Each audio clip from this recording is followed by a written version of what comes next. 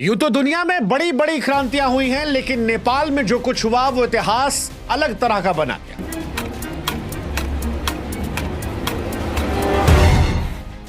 क्योंकि नेपाल में जेनजी ने 36 घंटों में सरकार को गिरा कर रख दिया। वो जो शेर है ना कि जिस ओर जवानी चलती है उस ओर जमाना चलता है, वो नेपाल में दिखाई पड़ा। नेपाल की सड़कों पर हजारों युवाओं ने सत्ता को हिला कर रख दिया, दुनिया को हैरत में डाल दिया। 13 से 28 साल के जेनजी ने ऐसी ताकत दिखाई कि प्रधानमंत्री देश छोड़कर भाग गए, मंत्रियों के घर आग के हवाले हो गए, संसद धधक उठा, होटल जल रहे थे, नोट सड़कों पर उड़ रहे थे, सड़क पर युवाओं की भीड़ नजर आ रही थी। और यह कोई साधारण आंदोलन नहीं था, यह एक ऐसा डिजिटल तूफान था जिसे बिना किसी नेतृत्व के नेपाल के 7 प्रांतों और 77 जिलों को आग की लपटों में लपेट लिया।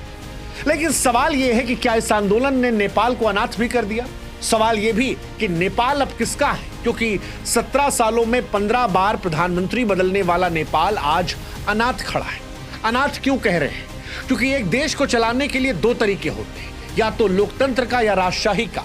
लेकिन आज नेपाल में ना लोकतंत्र की पूरी साख बची है, ना राजशाही का कोई नाम लेवा। सवाल यह है कि नेपाल किसका है? कौन चुनेगा नेपाल की अगली सरकार? क्या वो नेपाल की जनता होगी जो अपने नए सियासतदानों को चुनेगी? क्या वो अमेरिका, चीन जैसे बाहरी ताकत होंगे जो नेपाल में कुर्सी पर कौन बैठेगा, नेपाल कौन चलाएगा, उसको तय करेंगे? सवाल यह भी कि जिस सेना ने नेपाल की कमान को संभाला है, क्या वो पाकिस्तान की तरह अपने अंदर महत्वाकांक्षा तो नहीं पाल लेगी कि हमें ही सरकार चलानी है, क्योंकि जनता जो है वो राजनेताओं से या राजशाही से खुश नहीं है? या फिर नेपाल के वो मेयर जिनके बारे में कहा जा रहा है कि इस क्रांति को असली आवाज उन्होंने पीछे से दी, और वो मेयर जो टाइम्स मैगजीन में टॉप 100 में आए, वो नेपाल के अगले प्रधानमंत्री बन जाएंगे। नेपाल का अगला प्रधानमंत्री कौन बनेगा, इसको हम आपको बताएं उससे पहले हम आपको बताते हैं कि बीते 17 सालों में नेपाल को कैसे 15 प्रधानमंत्री बने। दरअसल नेपाल एक ऐसा देश है जो राजनीतिक तौर पर हमेशा अस्थिर नाव पर रहा।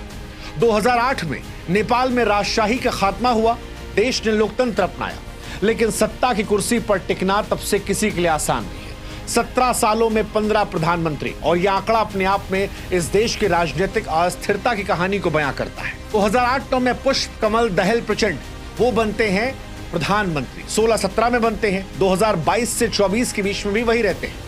माओवादी नेता प्रचंड कई बार सत्ता संभालते हैं, लेकिन जब आते हैं तब बाहर भी जाते हैं।